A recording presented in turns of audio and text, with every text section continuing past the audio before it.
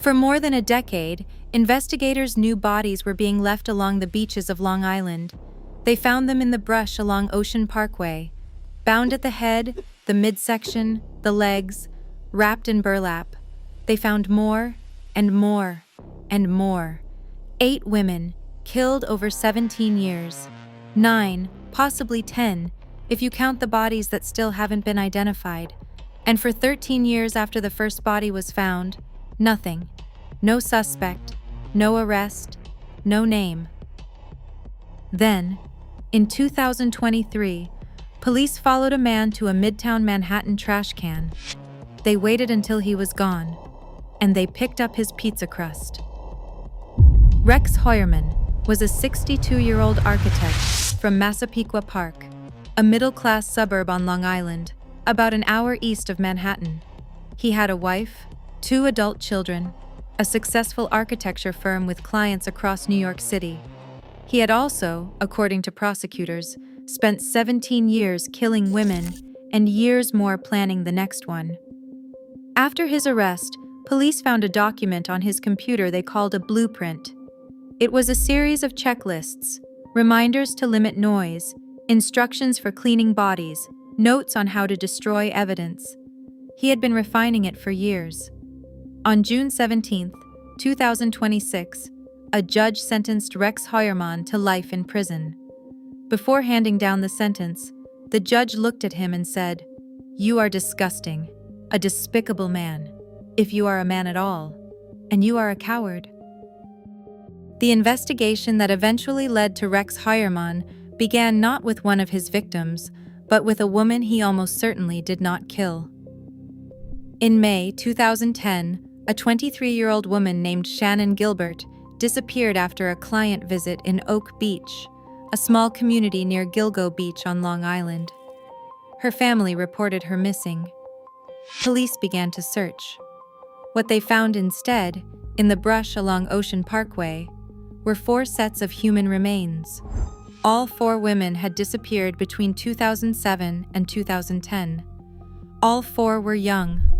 All 4 had been working as sex workers, using online platforms to find clients.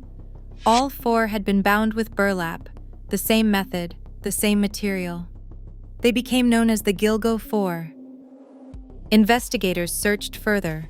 They found more remains: Jessica Taylor, Valerie Mack, Sandra Castilla, whose remains dated to 1993, and Karen Vergata, found in 1996. An unidentified person investigators called Asian Doe, whose identity has still not been confirmed. By the time the full scope of the case was understood, investigators were looking at remains spanning nearly 2 decades, scattered across multiple sites along the Long Island coastline, and they had almost nothing to go on. What investigators did have was DNA. Degraded, partial, difficult to work with, but present. Hair fragments recovered from the victims' remains contained genetic material that didn't belong to them. For years, that DNA sat in evidence. There was no match in CODIS, no name, no face. The case stalled. Jurisdictional disputes between local, county, and state agencies complicated the investigation. The families of the Gilgo 4 and the other victims spent years fighting for attention. The case struggled to hold. Melissa Barthelomy's family endured something particularly brutal during those years. Her sister, Amanda Funderburg, was 15 years old when Melissa disappeared. Days after the disappearance, Funderburg began receiving phone calls, taunting calls, from a man using Melissa's phone. She would later learn who was making those calls. In 2022, a new investigative team was assembled in Suffolk County. They brought in a specialized DNA laboratory, DNA Labs International, and applied for a search warrant to surveil a suspect identified through a combination of genetic genealogy and phone records. The suspect was Rex Heuermann. He was a licensed architect who ran his own firm in midtown Manhattan, commuting from his home in Massapequa Park, a house about a mile from the beach where several victims had been found. Investigators had traced him through a burner phone used to contact at least one victim, activated near his home and office. They had built a picture of him through genetic genealogy, tracing DNA recovered from victims' remains through relatives in public ancestry databases until they arrived at his family tree. But they needed a direct DNA sample, something he had touched, something he had discarded. They followed him. They waited. On a midday lunch break in midtown Manhattan, Rex Heuermann threw away a pizza crust. Investigators retrieved it.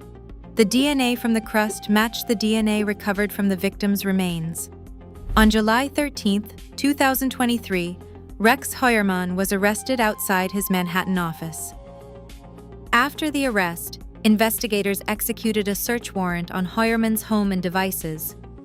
What they found on his computer was unlike anything prosecutors said they had encountered in a homicide case. There was a document they called a blueprint, detailed checklists containing reminders to limit noise during the killings, instructions for cleaning bodies, and notes on how to destroy evidence. He had been updating and refining it. There were also records of his research, visits to sex worker websites where he found victims, visits to pornography depicting the torture and dismemberment of women, and records showing he had spent years reading about the Gilgo Beach murders, monitoring the investigation into his own crimes. Prosecutors also described what they called a Dexter-style kill room in his basement, a space set up with plastic sheeting consistent with the method used on his victims.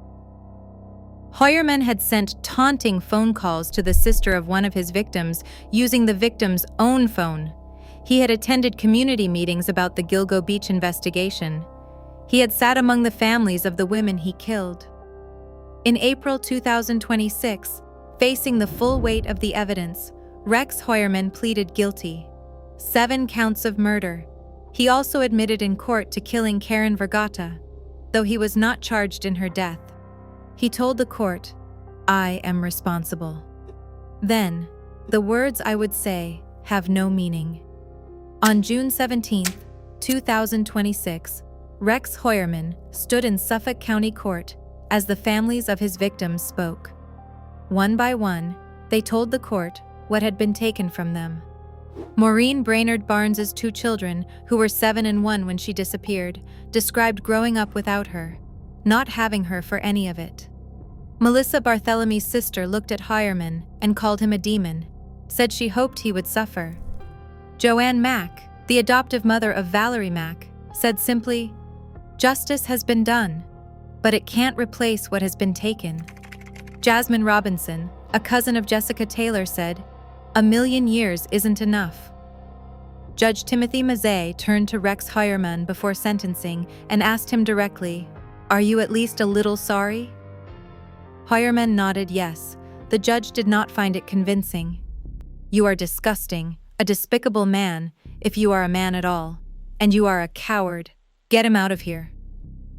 Rex Heuermann was sentenced to multiple life terms, to be served consecutively, without the possibility of parole. As he was led from the courtroom in handcuffs, the spectators jeered. As part of his plea agreement, Heuermann agreed to cooperate with the FBI Behavioral Analysis Unit to help investigators catch other serial killers. Investigators noted after sentencing that the case was not fully closed. An unidentified person, known only as Asian Doe, was found near Gilgo Beach in 2011 and has never been identified. At least 4 other people whose remains were found along the same stretch of Parkway have not been connected to Heuermann. The investigation continues. 8 women, 17 years, a pizza crust in a midtown Manhattan trash can. Rex Heuermann is 62 years old. He will die in prison. The families of his victims spent decades not knowing. Now they know, and what they know is that nothing will replace what was taken. If this case is new to you, share it.